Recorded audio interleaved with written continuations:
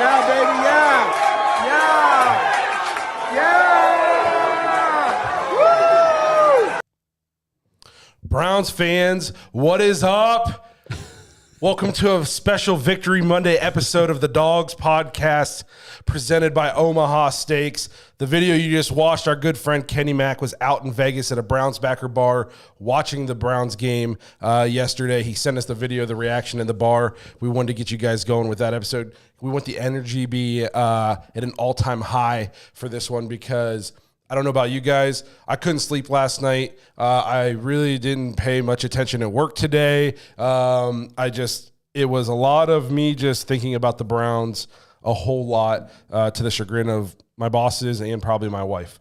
We're going to get into everything Browns today, talking about the huge win, what it means for the Browns going forward in the AFC North, in the AFC in general, just what it means for the team, the turning point of the team. It just feels different this time. So we're going to get into everything. Before we do, though, I have to remind you to check us out on Facebook, Instagram, Twitter, and TikTok. If you're watching right now and you haven't subscribed yet, please do so. Make sure you tap the notification bell so you never miss a new episode. You can also find us on Apple, Spotify, and Google if you prefer to just listen to the podcast. And lastly, if you're looking for more Dawgs content, head to jointhedawgs.com, become an official Dog Pack member on the Patreon page. You get an extra episode every week. You get access to the private Discord. Yesterday was the day to be a Dog Pack member. Oh, yes, it was. In the Discord, there was highs, there was lows. I think myself, Pastor Rob out in Scotland, and Gage were the only ones pretty chill. There's a lot of people losing their minds. I was admittedly on the ledge, and I told these guys the entire game. The whole game I sat on the ledge and said, hey, here we go. I'm going to jump. After this play, I'm going to jump. But I didn't. We're going to get into everything. But join the Dog Pack. You get to hang out with us. You get to hang out with all the Dog Pack members. It's a great time. Some of these guys have even met each other now, like in different parts around the country, different Browns games. We've met some of them. It's just an awesome online Browns community. We've all grown really close. Some of these guys we've known now for years since the beginning. So it's a great time for everybody. You get access to the private Discord. You get an extra episode. You get to play fantasy football with us as long as, if you're around for next year and when fantasy starts up, we always have leagues going on. So it's just a good time for everybody. So make sure you join that. Talk to us throughout the week. Talk to Browns fans all the time. Get betting advice. Everything you can imagine goes on there. So check out jointhedawgs.com, become an official Dog Pack member. So what a win for the Browns, man. What a freaking win. And I apologize now, guys. I'm on like cloud 9. So like if I'm less than family friendly every once in a while, I apologize. I'm just really freaking pumped. And I'm also a little bit pissed at some people out there. So you're going to see both sides of me. I might be a little Dr. Jekyll, Mr. Hyde today. Because all right. I know they want to hear it because we did the after hours. John and I did. Well, Justin was with us too. We did the after hours live before this in Discord like we've been doing the last few weeks, and they're ready for it. Yeah. Blake's just checking the chat out.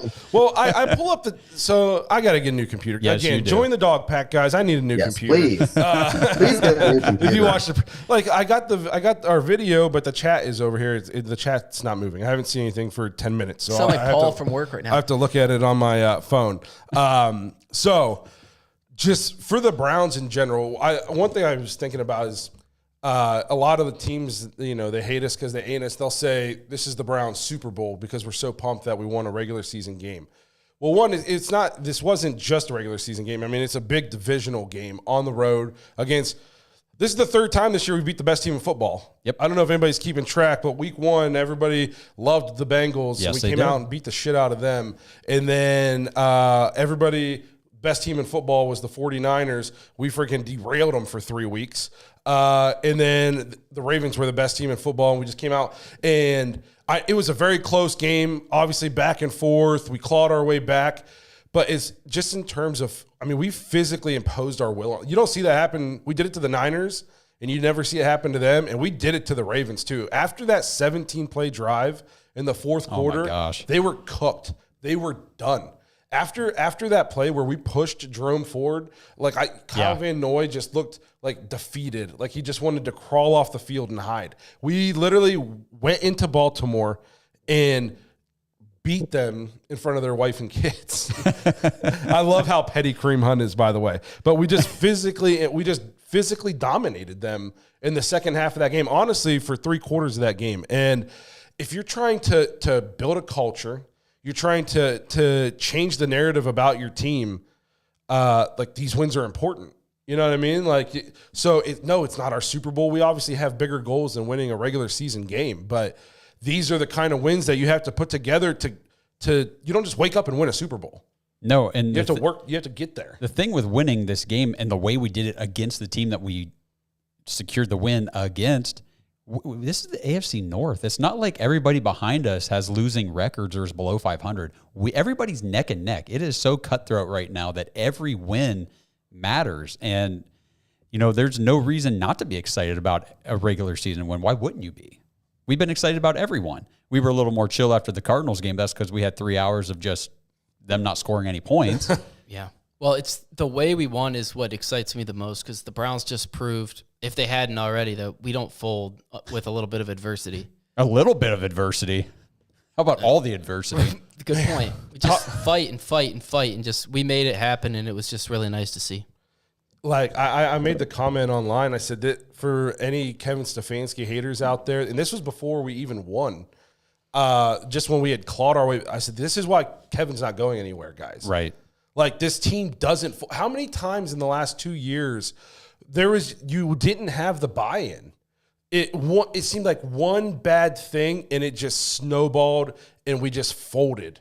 This team never folds. It doesn't matter.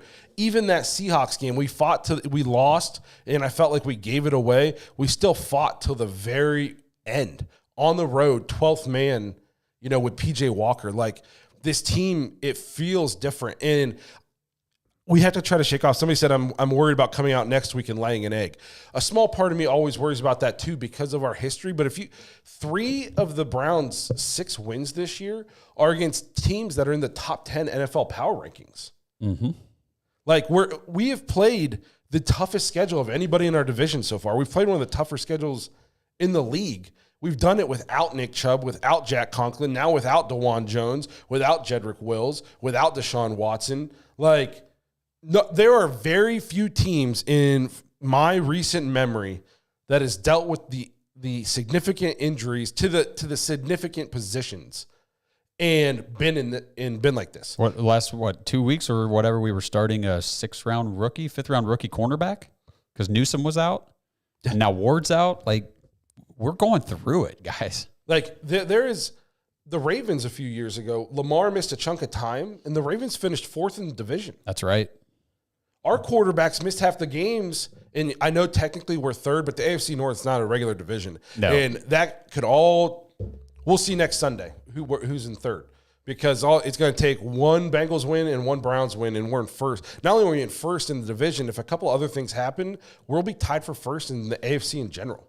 Yeah, that's crazy. So the division standings, people are like, well, you're still 3rd. I don't give a shit about being 3rd in the AFC North when everybody's basically tied. Yes, when we're 6-3. Yeah. Like if we were 3rd in the AFC North and we were 3 and 6, 3 and 6 or 2, yeah. Okay, then I would be concerned. We're 6-3. So yeah, it's just what a win for the Browns. Well, speaking of 6-3, so we talked about this stat on the show that we just did earlier. So the Browns have only been at a 6-3 record 6 times since 1986. 3 of those in 86, 87, 88 were Marty Schottenheimer. Bill Belichick did it once in 94, and now Stefanski has done it twice in 2020 and 23. That's it. Yes. End of list, those 3 coaches. So to get the negative out of the way, yesterday, first of all, when we kicked the game-winning field goal, I had to run into my bathroom, and I just screamed as loud as I could because I didn't want to frighten my child. She's a youngster. Okay. I didn't want to frighten her. Then I came out and I'm losing my mind, and I got online and I wanted to see what people were saying. And one of the first tweets I saw was, great win by the Browns, but it shouldn't have been that hard. And I just lost my mind. I was like, you sound so fucking dumb right now. It shouldn't have been that hard going into Baltimore and winning without your 2 tackles, without your number 1 running back. Not only did you not have your 2 tackles, we weren't playing 2nd and 3rd string tackles. We're playing 4th and 5th string tackles. Correct. Honestly, I don't even know the guy's name who played left tackle. Jaron Christian, Jaron. So I probably shouldn't even do this to myself, but I'm going to do it anyway. When Justin said the other night, he's like, yeah, we got Jaron Christian. I thought he was talking about in the live chat. So this person, and I'm just like, what delusional segment of this fan base just thinks like you just roll into people's home stadiums, people who are, the team that everybody is considering the best team in the league. They got the MVP frontrunner in Lamar. It was supposed to be easy. You sound fucking stupid. Like, oh my God, that made me so mad. And then they're complaining. I'm like, guys, we just put up 350 plus yards of offense without our tackles. Our quarterback started 1-9 with 6 of 20 at one point. And then we fought and clawed. The dude went 14 of 14 in the second half against the number one scoring defense in the NFL. Yep. Like, we were 6.5 point dogs going into the game. That's a big, underdog spread there. We were not projected by any means to win this game. Hey, Justin, did you want to say anything? I know you're on a bit of a lag there. No. Oh, you don't want to say anything? Okay, that's fine. We'll move on. Just to touch on what a difference a year makes. For this team, last year when we went into Baltimore and we lost, you could hear defensive players fighting with each other in the locker room. I don't think there was any of that this year. It was a great win for the Browns. A season-defining win. A momentous. Say what you want about what could have happened or what didn't happen or what did happen. This is a great win for this team. I'm happy for the team. I'm happy for Deshaun Watson. I don't think he gets enough credit after the kind of gutsy performance that he had, even the way it started. But great win for the Browns. Happy for my team. Yeah, I think this has to be like that moment. Don't you think, for Deshaun Watson and this team, like that defining moment, that game where you point back to at the end of the season and say, that's the one where things clicked, things came alive. I mean, he went 14. First of all, let's back up. He went into the locker room at halftime on a hobbled ankle. Came out, they're talking about PJ Walker warming up on the sideline. We don't know if Deshaun's going to be able to even play. I'm like, oh, crap, we got to finish this game out with PJ. Deshaun comes back on the field, goes 14 of 14, leads us on a 10-minute drive, then gets that huge, 16-yard scramble run with his legs on the final drive to get us down the field. I mean, we kept saying, like, this is the game. Deshaun needs to put the team on his back and go out there and win the game and be the quarterback that we brought him in to be. Yeah. And he did. Yes. I called it a prove-it game. Obviously, you can't prove your whole career in one game, but he came out and did what he needed to do. Mm-hmm. We talked about stacking it, so let's start stacking them. Yes. So we got to stack wins, obviously. We're a fluke play off of Jamal Adams' helmet and then a one poor drive by the defense from being on a 5-game win streak. Yeah, you're right. We talked about that earlier. You know what I mean? We've won 4 of 5, and in those 5 games, we've played the Ravens, the 49ers, the Seahawks. Like, we've played freaking tough teams. Even the Colts are scrappy as hell. Yeah. You know what I mean? Like, they don't just lay down for anybody. They're playing tough. We've played the most brutal schedule. And I know, like, this was a big game for Deshaun. We wanted to see him prove it. And it started ugly. It started rough. The pick 6 sucked, man, and I was pissed about it. But man, that guy just that play 99 times out of 100, that ball just gets batted down. Yeah. You know what I mean? Yeah. The fact that he made play. Yeah, he made a crazy play. Sometimes people make great plays. Great athletes make great plays. And then the first half is like we were just trying to find our footing. We almost called this game to a T in our preview. We said it was going to be ugly. We said you were going to have to weather the storm. We said you couldn't beat yourself. We fucking tried. We did everything we could. But it took a lot to shake off the curse, hopefully. But hopefully, when you're fighting somebody and they only got a little bit left, that's when they get throwing their last few good punches. Hopefully, those last few good punches, the curse, like we missed the extra point, and then the curse was like, I got them. They're not going to be able to come back. Right. And then we went down and won, and now the curse is just broken. He's going home sad. The Browns or Deshaun Watson. People want to talk about his play. Oh, he's only had a couple good games here and there. I still need to see more out of him. I'm not saying I don't want to see more out of him. I think there's still more to do. Don't start 6 of 20. Okay? Right. Don't have to go 14 of 14 to get a win. But in the last 3 full games he played, which we can all agree He was clearly not healthy in the Colts game for the 5 passes he threw. Okay. In the last 3 full healthy games he has played, he is 66 of 97 for 68% completion percentage, 721 yards, 5 touchdowns. His only pick was the great play by Hamilton this week, and a 3-0 record. So if he doesn't miss a bunch of time, come back and play rusty for 6 games last year, if this was just the start of his season, nobody would be talking about how they need to see more out of Deshaun, or are we getting our money's worth out of Deshaun. He's played great for the last 3 games he's been healthy. This is what you need out of your quarterback, out of your leader. He had a really, really poor first half. It happens. Professional quarterback I don't care if you're Patrick Mahomes or whoever's starting for the Raiders. It doesn't matter. You're going to have bad moments in games, but he came back out after halftime and completely corrected everything. And the first half, we might be talking about it differently. One play, David Njoku drops a wide open first down pass on the sideline where he could have turned upfield and maybe gotten big yards, big play. Who knows what that drive turns into? Mm-hmm. But instead, it's dead because he dropped the pass. So the whole first half. Sorry, Justin. Go ahead, buddy. I was going to say, what about not everybody? What about Nobody. What are we doing here? Oh, this is why we should have Justin on a lag. You're not on a lag. I just can't see you. But nobody played well in the first half. It wasn't just Deshaun. Literally nobody. We were getting beat on the edge. Nobody played well. Right. But go ahead, Justin. Just back on with Deshaun Watson. So the last drive of the game, he gets sacked. There's a fumble. Wyatt Teller recovers. It's 2nd and 19 or something crazy like that.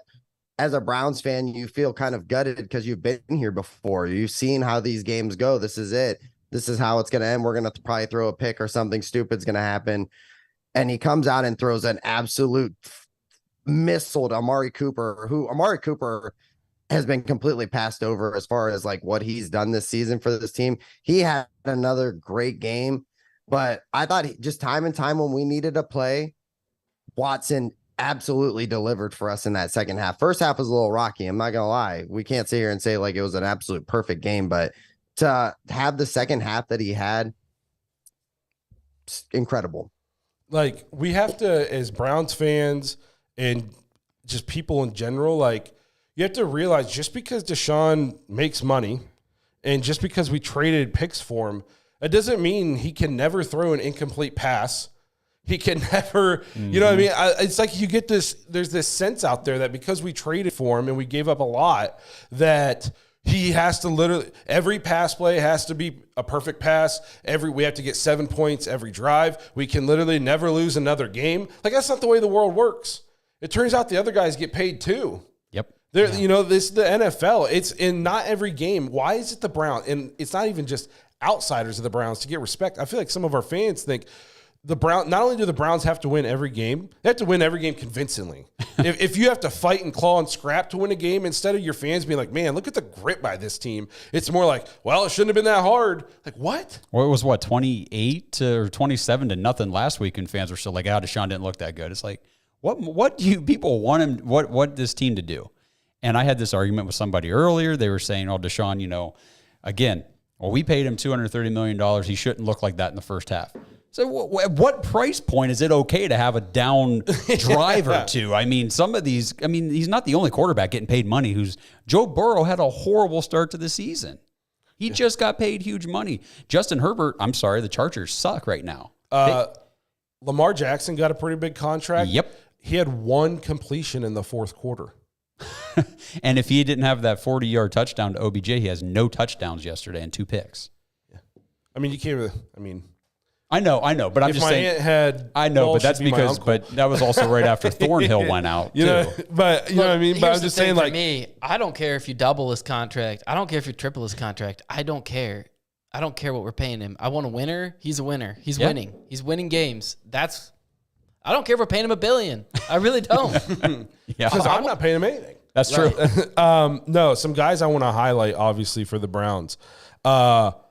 Which we're going to get, one I think is flying under the radar a little bit. Wyatt Teller, who has not maybe been as dominant as we saw early in his time with the Browns lately. He freaking was bullying people yesterday. I don't know if you've seen some of the videos. He just come in cleaning up blocks. Like, Wyatt Teller balled out yesterday. I thought the interior, like, with the fourth and fifth string tackles, you needed Teller, Posick, and Bitonio to step up. Right. Like you needed that interior of the line to kind of carry the load. And I thought Wyatt Teller balled out. Like it was bully ball. And then you saw the tackles were getting beat, especially earlier. I thought they started to do better later. And Deshaun just started moving better, I thought, which was weird. I thought he started moving better as the game went on, despite the bum ankle. But it's like he just kind of got his legs under him.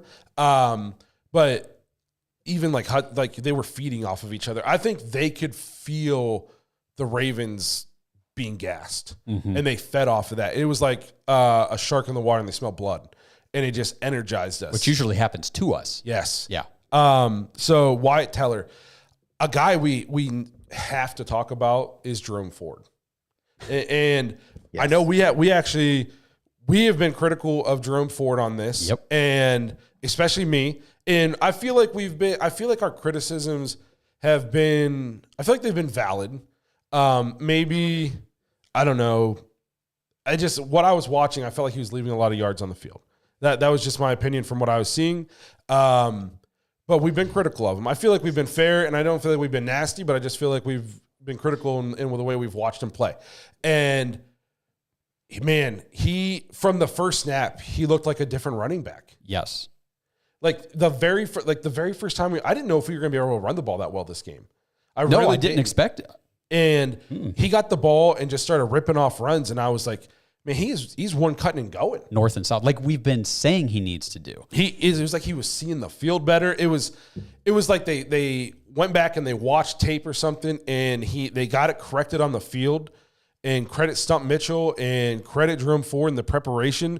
But, man, he looked like a completely different back. And we actually reached out to Stump Mitchell about it. Mm-hmm. And I said I felt bad that we told him we criticized this guy. Josh is an honest person, and he was just honest with me. He's like, hey. I said we've been very critical of Jerome Ford of late. You know, he just has not been running the way we know he can or expect him to.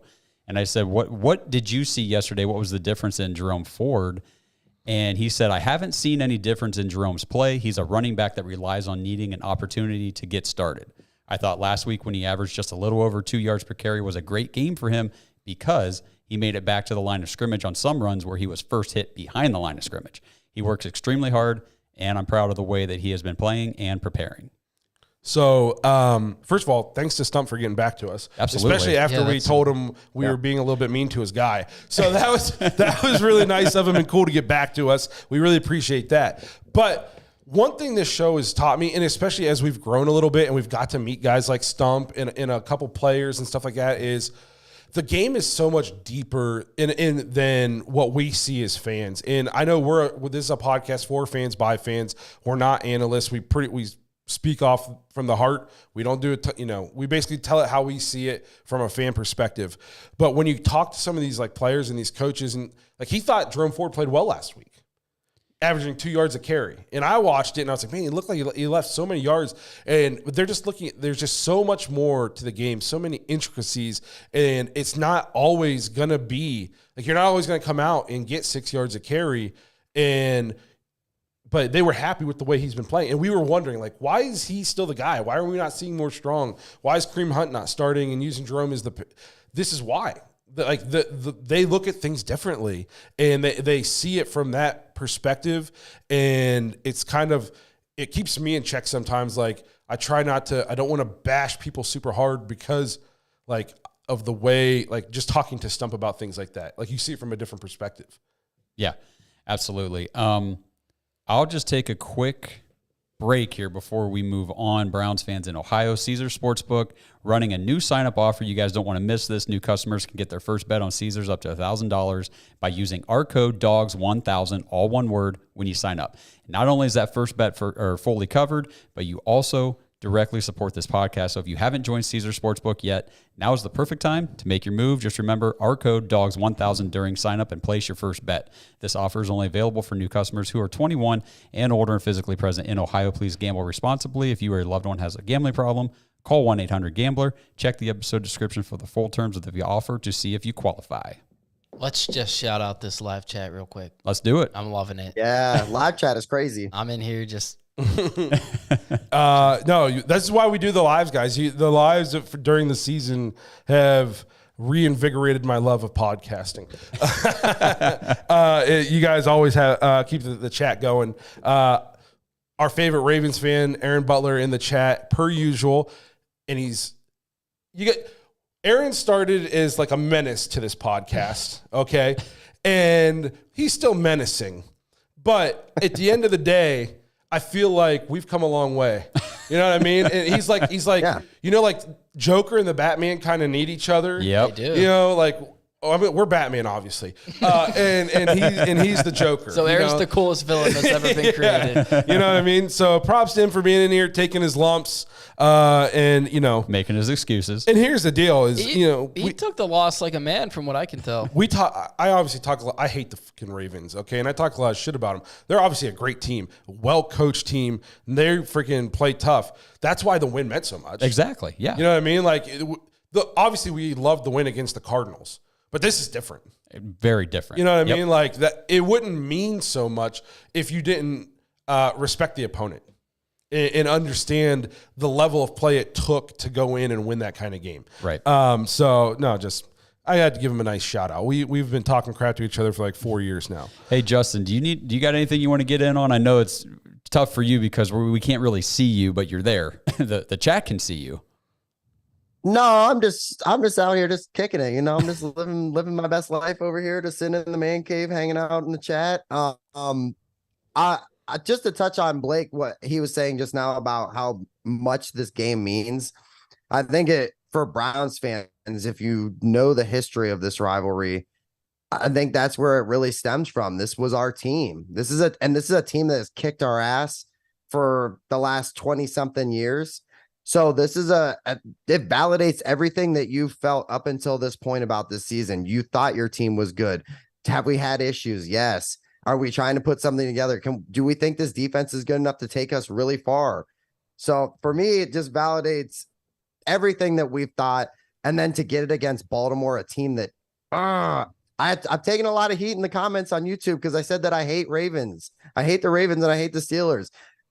That doesn't change anything. I've always hated the Ravens. I've always hated the Steelers. So for me, just it's a beautiful Monday, a little under the weather, but just in here just hanging out, having a good time. And just like Blake said, we hate the Ravens, we hate the Steelers, but we respect the hell out of them. You'll never jump on a podcast from this show and hear us say John Harbaugh is a terrible coach or Mike Tomlin's a terrible coach. Like, these guys are what? I've talked more crap about our team than I have about the other team. That's right. Right. So, you know what I mean?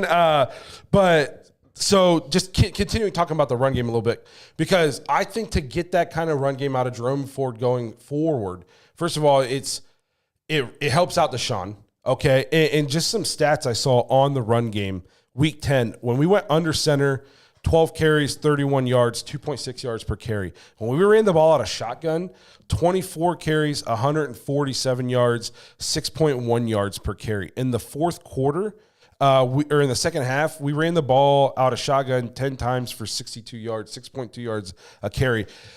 People want to know, what do we got to do to start quicker? I think we're still, because Deshaun hasn't got to play consistently, he's still learning Kevin, and Kevin is still learning Deshaun, and he's learning what the offense can be with Deshaun, and you're seeing it adapt. And you saw it.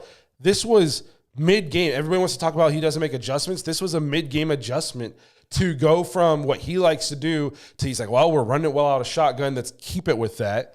Okay. And I think you're going to see the offense continue to evolve. Deshaun's still kind of in his preseason mode. This was only his, fourth full game he's played? Fifth. Okay. But with a 4 or 5 week gap in between some of them. Yep. So it's like they're still getting comfortable with each other. This offense is still not what it can. You saw in the second half what it can be. And even then, I still think there's more explosive plays out there. Okay. It's just, it's hard to be explosive when you don't have your tackles. You can't do 7-step drops when you don't have your tackles. You're going to take a ton of sacks. So I think the offense is still evolving. I think Kevin Stefanski called one of his best games. I think Kevin Stefanski is going to be on a short, as long as the season continues to progress the way we think it's going to, and it should, I think Stefanski will be on the short list of Coach of the Year again. I think that is DeMeco Ryans' is probably award to lose right now. but Kevin Stefanski will be on the short list because, again, nationally, nobody was picking us to do anything. And speaking of nationally, what an embarrassment for the sports programs out there today. What seriously, what an embarrassment. Like I was so pumped. I got up and I'm watching Get Up, I'm watching Sports Center, I'm watching I'm watching all this stuff just to hear anything about my Browns. Literally nothing. Crickets. They were talking about, was Lamar's performance worrisome? Oh, geez. What about we talk about Deshaun's 14 of 14 performance in the second half? What if we talk about the fact that the Browns are now in the driver's seat for the AFC North? Like, Colin comes on and he says, he says, Browns get this win. I still think they'll unravel at some point. And then that was literally, he talked about the Browns game for 15 seconds.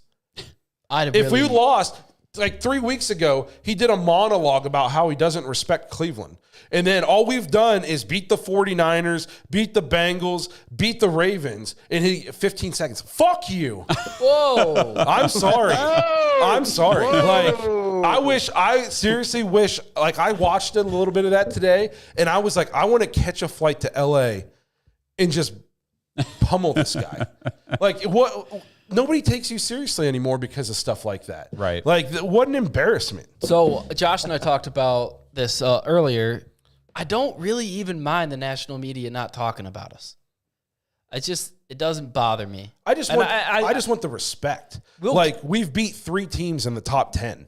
Like just give credit. Exactly. Give a little bit of credit. It'll come with a Lombardi. I'm not telling you have to slob our knobs all day, but you can mention the game at least. Well, and it kind of goes, we were talking to the guys in Discord earlier too about the commentators yesterday. They clearly hated the Browns. They weren't even trying to hide the fact that this was a Ravens game. The Ravens were going to win. Deshaun Watson's playing terrible. He shouldn't even be out there, blah, blah, blah, blah, blah. Baltimore's our daddies. I mean, they said some stuff on that broadcast yesterday. I thought, that's embarrassing. Dude, if I had to hear Jonathan Vilma say one more time that the Ravens have been there, done that, and the Browns are trying to figure it out, I wanted to jump through my TV. and then it crickets as we're storming back. And let's be honest, after the first quarter, this game was all Browns. Now, we shot ourselves in the foot time and time again that allowed them, to keep us fighting until the end. But we dominated the time of possession. We ran 20-some more plays than them. More yards, we dominated this game from the beginning of the second quarter to the end of the fourth quarter. Like, if the Ravens would have won this kind of game, okay, if say they weren't even playing us, if they were playing some other team, if they were playing the Chiefs, and they didn't lead for a single second of the game and somehow won, you wouldn't even be able to understand people on these national networks, on TV. It would just, that's all you would hear. You wouldn't even be able to understand them. They would. The thing is, you're so right. Yeah. You know what I mean? Yes. And the Browns do it, and we did it for the second time in the last month. Let's just talk real quick about, that's a stat that would happen to the Browns, by the way. Right. You lead every second of the game and still somehow lose. Like a year ago, that would have happened to the Browns. So, sure, absolutely. We got a super chat from, and I'm sorry, I'm going to try to say your name. If I mispronounce, my bad. Paramjot says, love the show, guys. I'm still shocked we won. This team gives me a heart attack weekly. Anyway, go Browns. Yes, because I'm trying to think off the top of my head, like any kind of mistake you can make in a football game that we didn't make yesterday. Like, is there any? We did absolutely everything you could possibly do wrong at some point or other during that game, and yet we still managed to fight through it and come out with a win. That's what good teams do. Yes. And like I said, I've talked about this before when we were playing the Seahawks. I texted my dad, I said, the Browns are a good football team being forced to play with a backup quarterback right now. Right. The Browns are a good football team. We just have to accept the fact that we're a good football team. Does that mean we're going to win every game for the rest of the year? No. No, I don't think we're going undefeated the rest of the year. We could lose this week because the Steelers, they're a good somehow team. They're just like, they just keep winning. They're a winning organization. You know what I mean? They're a winning organization. That's what we're trying to get to. Good teams lose to good teams all the time. Sometimes good teams lose to bad teams. It happens. That doesn't mean we're not a good team. Like, this is the NFL. they say any given Sunday for a reason. So we have to stop thinking that like one loss and it's the end of the season, one bad quarter, it's the end of the season, or if we win a game but we didn't look good for some of it, we're not really that good. No, that's bullcrap. We're a freaking good football team. We're finally a good football team. I saw somebody online finally said the Browns are still getting treated by a lot of people on earth as like the laughing stock, but if really since like 2017, 2018, we've been competitive. Yeah, that's just like an old way of thinking that people haven't really caught up with yet, but that's not how it is anymore. Like we're turning the corner. Is it maybe taking just a little bit longer than some people have wanted? Yes, but we've also dealt with some crap. Yes. You know what I mean? Like injuries, like our starting quarterback Baker gets his shoulder torn up. You know what I mean? Freddie Kitchens, which we did to ourselves, but whatever. Like Nick Chubb getting hurt. We've dealt with some stuff. And the fact like that we've remained competitive, and then now it seems like we're turning the corner, like just like it takes time. It does. You know what I mean? And you're not just trying to win games. Like I said, you're trying to build a culture. You're trying to become a Ravens and Steelers, a place that people find is a good place to work. They make good decisions. That's who you want to go play for. They're always going to be there in the end because you know they're going to play smart and they're going to play hard. Like that's what we're trying to get to, and it doesn't happen overnight. I saw this tweet online. The Browns didn't punt after the first quarter. Their drives after the first quarter, 12 plays, 70 yards field goal, 6 plays, 33 yards field goal, 7 plays for 11 yards and went to the half. That was when Deshaun was dealing with his busted ankle. Coming out of the half, we only had the ball 3 times in the second half. Yeah, because we had the entire, third quarter, we had the ball. 17 plays, 75 yards, and a touchdown where you just heard every butthole in that stadium go, okay. And we took their will. Then 6 plays, 75 yards, and a touchdown. And then 12 plays, 58 yards, and a field goal. Like the offense with Deshaun, and even without Deshaun, if you took away the turnovers, our offense has been decent in terms of like yards, and we've scored points. I mean, we've been over 20 for most of our games, I feel like. The Browns did some things. And my favorite part about this tweet was, most notably, they had 3 oh shit, we shot our foot off again moments, and they still somehow won. The deflected pick 6, too many men in the huddle, pulls Baltimore off, and they get the first down. And then, we stopped them on 4th and 2, and then dropped the punt. And then he didn't put on here, missed the field goal. Missed the PAT. Extra point, yeah. What about that, too? Like, I was so pumped. Like the pick 6, I was like, oh my God. I ran to the kitchen. I know, we tied it up. And then only the Browns have the most reliable kicker in the league this year. And that's the extra point. And he's been so good for the Browns. He's been so good. And that's the extra point he misses. Did you see his quote? Yeah. I started the fire, then got asked to put it out. Now everybody's thanking me for putting it out. Putting out the fire that I started. Yes. I like that. And here's the thing. And here's the thing about him is he missed that extra point. And even though I was like dejected about it, now one part of me was mad at Dustin Hopkins. I don't know. He's just earned my trust to the point where I was just like, well, sometimes people miss free throws. Sometimes people miss kicks, and it sucks. But a good team will figure out a way to overcome this. He's definitely not the guy you run out of town. No, and we saw Myles Garrett go over and get with him, and apparently he told him, "We'll get you another shot," for that. So, and they did. Just awesome. So I had a couple of. Go ahead. I was going to say there's another guy that I want to shout out, but I'm going to do it with a voicemail from Jonathan. What's up, Browns fans? This is Jonathan in Columbus, and I just wanted to say, holy crap, what a bad start to the game. That was gross. It's only first quarter still. We just scored 3, but I wanted to say before I forgot, on behalf of the Cleveland Browns fans to the team, thank you for laying out Van Noy like he was a food spread on a table, because that was freaking hilarious. Oh man, you know there was some crap talk going on when our guy was looking down at him, and like it was almost like Deshaun, like out of his periphery, kind of stopped just to appreciate that. And then he was like, oh, yeah, I got to throw the ball still. So I enjoyed that. Go Browns. Wow. That guy sounds like the nicest person in the world. I know. I think Deshaun, honestly, he did actually stop. Like he was about to throw, and then Tillman laid out Van Noy, and Deshaun actually stopped and looked like they're going to call this dead, right? Like that's got to be a penalty or something. It Yeah, was rushed him. So I was shocked they didn't call blindside block. And the more times I watch it, the more I'm like, he didn't peel back for him. And honestly, he was just kind of standing there, and Van Noy ran into him. Now he shoved him, but you have to let Van Noy run you over? Like he didn't. Correct. You know what I mean? Like he didn't peel back and run at him. Yeah, right. I mean, it's not Tillman's fault that Van Noy wasn't looking at him. Correct. So I was shocked that call goes against the Browns. I was shocked. I know. But to me, it was a tone setter. And Van Noy, then his pride, he felt about this big. I was like, you freaking. Yeah, because then he got a penalty for it. You vagine. Like he didn't like getting laid out by a rookie wide receiver, like head on a swivel. I got taught that in 7th grade football. You know what I mean? I loved seeing it. And it was a tone setter. And like we were, like I said at the beginning, we were more physical than them. JOK balled freaking out. Yes, he did. Sione Taki's playing well. And just the whole team in general. We haven't even talked about David Njoku yet. Except for his drop, and that's a disservice to David Njoku. Right, like, that was more of a Deshaun Watson stat. Yeah, like acknowledgement. First of all, the Chief is one of my favorite players on the Browns, and I have a feeling he's going to go down as one of my favorite Browns ever. There was a point in his career where it looked like he wasn't going to be on the Browns. Things anymore. were not going well. He had a case of he was drops. They made it sound like he wasn't happy because we went and got Austin Hooper. He was about to be relegated to tight end 2.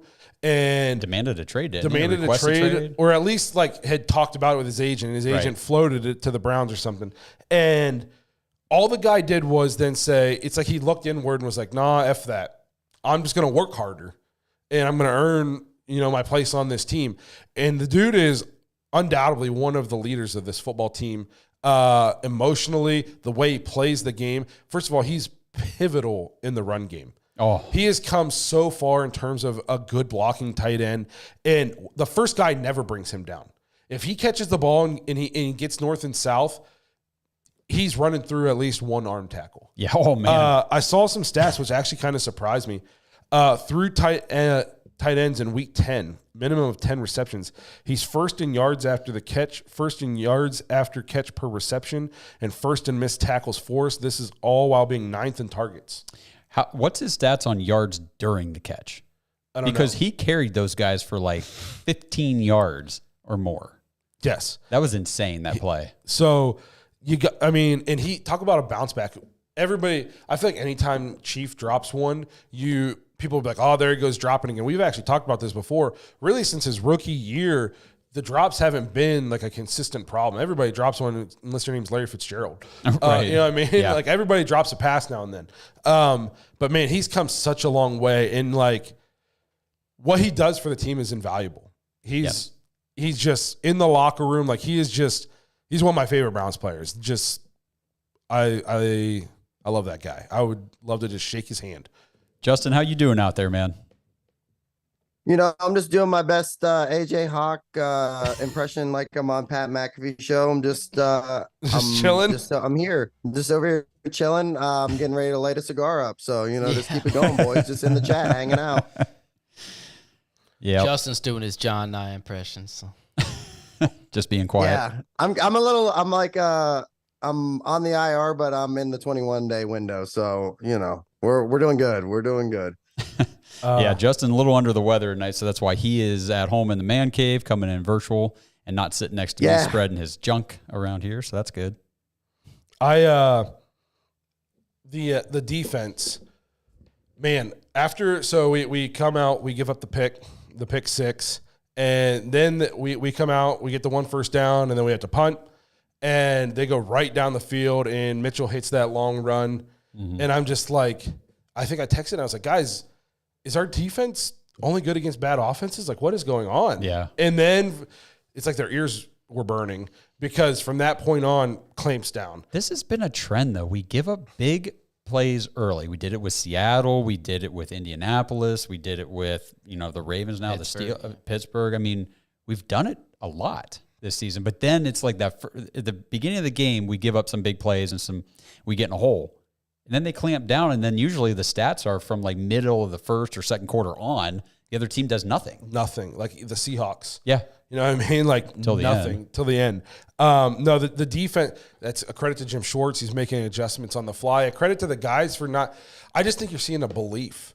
Like it doesn't. Oh, he ripped off a long one. It doesn't matter. Like that doesn't mean anything. Like we're gonna come out. We're gonna put the claims down now. Like we were talking about this earlier. Like Myles Garrett is, if you want to look and see like the defense as a whole and how they've bought into what Jim Schwartz is doing, just look at Myles Garrett and you can see everything right there. Because for years we've been saying, can Myles please just put it all together for a whole season, all game? We just want to see him playing hard, ears back, just going crazy the whole time, and that's what he's doing. Yeah. I mean, from the start to the end, he is after it. This dude, I'm glad we brought up Myles because, first of all, he's the clear front runner for Defensive Player of the Year right now. Yep. And I think as long as, knock on wood, nothing happens, he's gonna win the defense. He might be in the discussion depending on how the season goes. He could be in the discussion for MVP. They'll never give it to a defensive player, but he'll be in. They'll talk about it. This dude is unreal. He's tied for the lead in sacks now, I believe. He's definitely on pace for 20.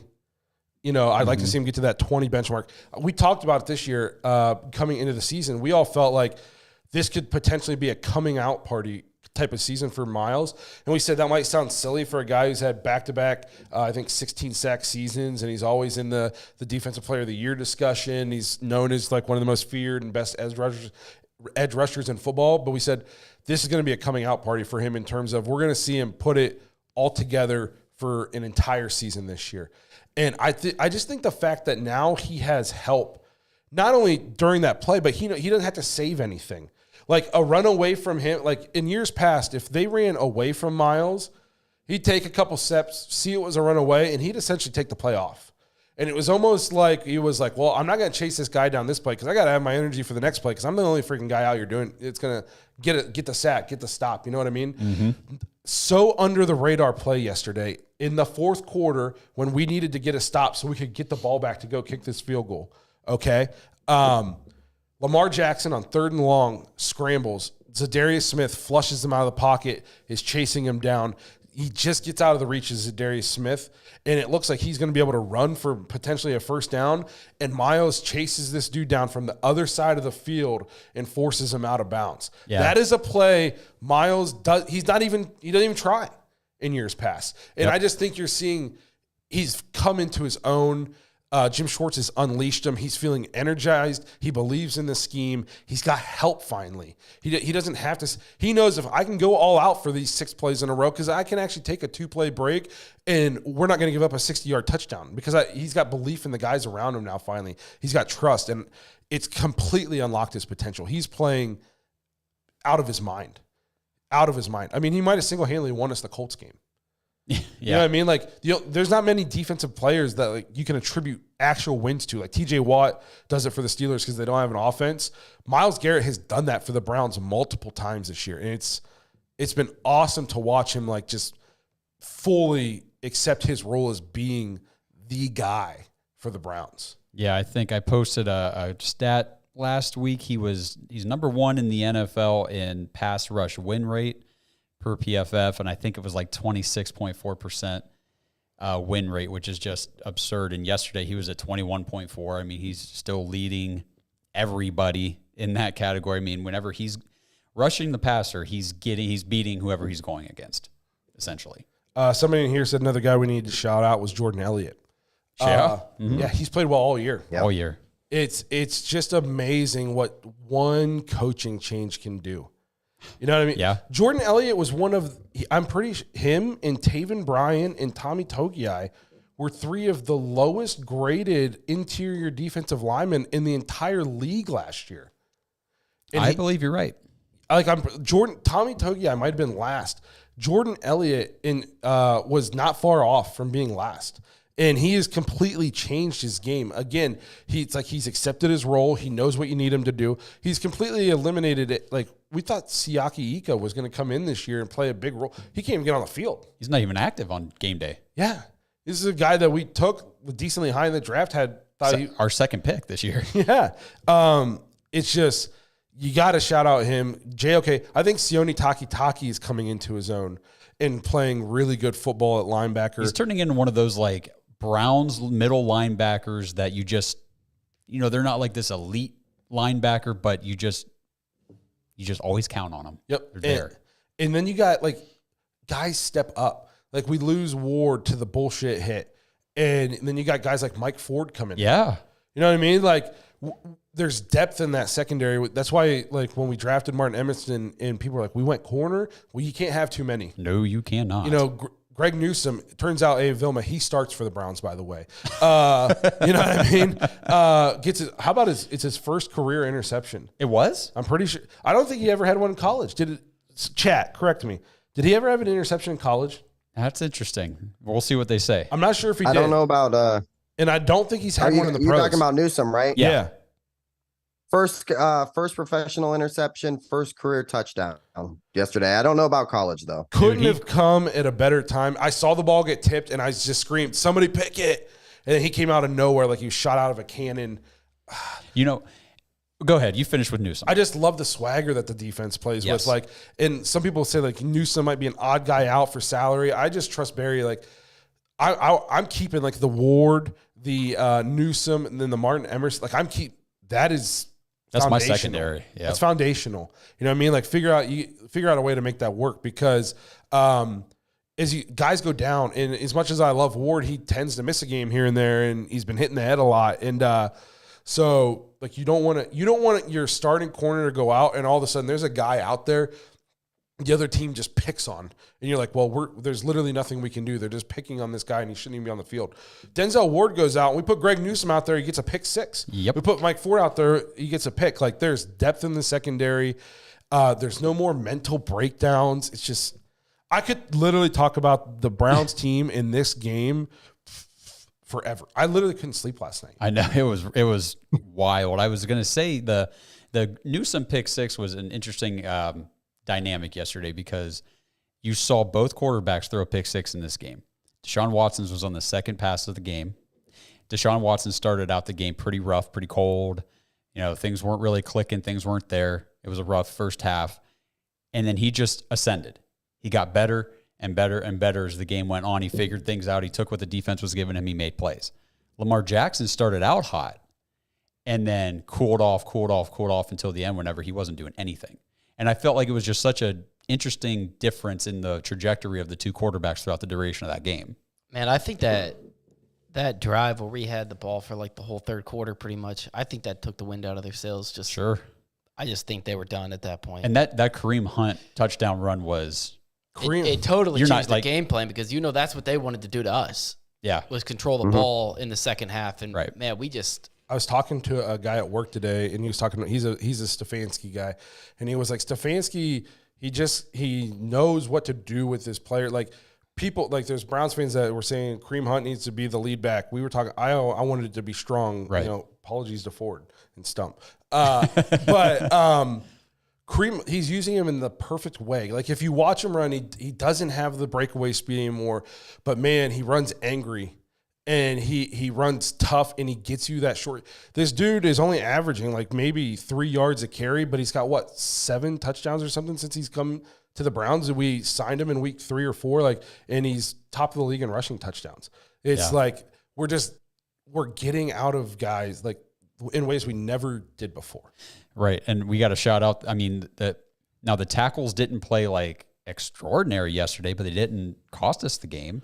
You know, they were not liabilities out there. I thought that Christian played a pretty good game. We need DeJuan Jones back this week, though, because the Ravens have a great team defense, but they don't have TJ Watt guys on the edge like the Steelers do. Right. Like, missing the tackles will be a more glaring issue in the Steelers game than it is in the Ravens game, 100%. That's fair. So we got a couple more minutes here. The last couple things I want to wrap up. One, Stefanski yesterday. First of all, do you guys watch his like in the locker room post game speeches? I saw it. Yeah, I inject it into my veins. I could watch those all day. If you don't think this locker room's bought into him, and you 100%. Don't think he's not bought into, you know what I mean? Like, it's total buy-in right now. We talked about in the offseason, we said we wanted to see how Kevin can kind of galvanize the locker room. We always thought he was a good, like, analytical mind and a smart guy. We wanted to see how he could be a leader of men. I think you're seeing him kind of come into his own this year. And Browns fans have always wanted him to be like an emotional, screaming guy on the sideline. A couple times this year, he has ripped into the officials and he's pissed. And I love it. And I don't want him to do it all the time and be fake about it.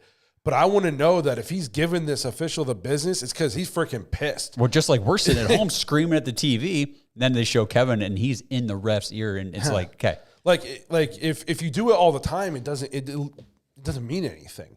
You know what I mean? You're just putting on a show. But I know that if he's freaking cussing this guy out on the sidelines, he's freaking pissed. Yeah, you he's know had enough. Yeah, and it felt good to see. I like seeing that. And then just talking going forward real quick, the last couple minutes, strength of schedule in the AFC North the rest of the way based on average DVOA of opponents.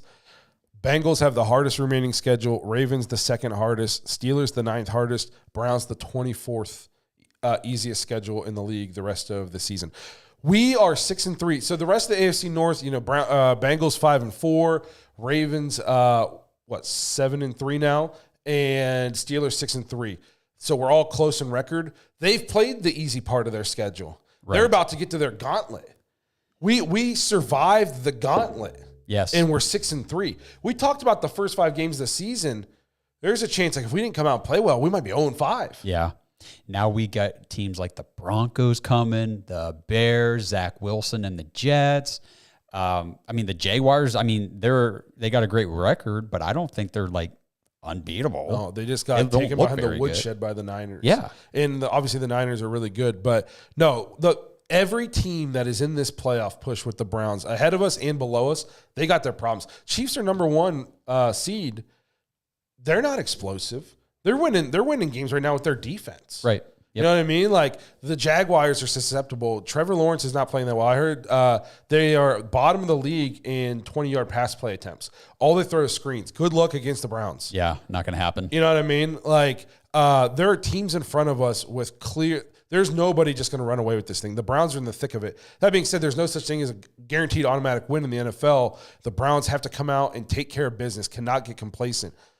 But for the first time in a long time, I feel like we got the players, we got the coaches in the organization where there's not going to be that letdown. Like, they understand the assignment. You know what I mean? So I think I said yesterday, I told my wife we're a team of destiny this year. The way that they're winning games that, like we've said over and over here, Browns don't normally win these games in years past. This is a different team. It really is. And it all goes back to Kevin at the top. That's where it starts, and it comes down from there. It's one of those, they literally termed the phrase only in Cleveland. Right. Because only in Cleveland could you lose this game. Only in Cleveland could you force 4 turnovers and have the ball for 59 and a half minutes and lose the game. You know what I mean? Like, literally that's been a phrase my whole life, is only in Cleveland. Yep. And it's like this year we're flipping the script on that. And it's, what a time to be alive. It really is. I want to play this last voicemail from Kenny Mack. Now, like we said at the top of the show, he was out in Vegas with the Las Vegas Browns backers at their bar watching the game. So it's pretty cool hearing from him right after the game out there. Yo, guys, it is Kenny Mack, and I am here with the Vegas Dog Pound, and what a hell of a game. I'm not going to lie. I thought when we fumbled the ball, Prochet fumbled it, I thought we were done. This team showed a lot of resiliency. I love the way that Ford run the ball. I love the way the defense came back. Pick 6 by Newsome. What a game. We are rocking and rolling up here in Vegas. Let's go, boys. Woo, woo, woo, woo, woo, woo. Sounds like Kenny had a real good time. He was having a good time. Yeah. I fucking love that guy. That's hey, awesome. and we got Fatal Gnome in the super chat. Yeah. 14-3 train, baby. Woo. 14-3. As always, thank you to Kenny Mack for the awesome voicemail. Thanks for the awesome video that we were able to use as an open chat. While I got 185 of you guys here, it's still November. Let's help Kenny Mack get to his goal. He's still doing his Movember campaign. I'm posting the link in the chat right now. Everybody is in here is a Browns fan. Everybody is in here is hopefully a fan of ours and of Kenny Mack. I've talked about how I've seen Bills fans like rally around causes like this, even for other teams. I think Browns fans can do the same. Let's blow up Kenny Mack tonight. Let's get him to his goal. Okay. I just posted the link. It's also on our Twitter. It's also pretty much everywhere else we have a social media page. So let's please help Kenny Mack get his goal. Even if everybody who watches this video donates $1, Kenny Mack will hit his goal. So help us out, help us out, help Kenny Mack out. Let's do something awesome for the guy. Let's go check out that link, donate to his Movember campaign. It's for a really great cause, for a really great guy. Yep, and not to blast you guys with stuff, but wow, there's 180 of you guys in here and talking about $1, like join our YouTube channel, become a member. It's only 99 cents a month, and you see all these awesome emojis in the chat. Everybody's got the badges beside their name. That means they're members of this channel. So, I mean, it's a great way to show your support for us and to help us continue to do what we're doing. We're continuing to grow and just get better and better as the Browns continue to get better and better, which is, man, this is so much fun. Yep. So we're going to wrap this thing up. I got to get home to dinner. Obviously, I don't skip many meals. And I got to put the little one to bed, you know. Dadding comes first, even when the Browns win. We appreciate everybody being here tonight. This is, I think, our biggest live ever in terms of people watching and commenting. The chat was awesome. Please go donate to Kenny Mack. It'd be an awesome cause. I'd love to open up his campaign tomorrow and see like people flooded him with donations. It would be awesome. We would appreciate it so much, and I know he would appreciate it. So go do that for him. Thank you guys for being here. Thanks for joining us on this ride. This season has been amazing so far, and I think we got a long way to go, and the Browns team feels special, so I'm super pumped to be here with you guys, and I can't wait for next week. Next week could be a Victory Monday like we've literally never had in my lifetime. So let's stay tuned. Let's come out hungry. Make sure you guys tune in later this week when we do a Pittsburgh preview, and before we get out of here, I just want to say, fuck you, Colin Cowherd.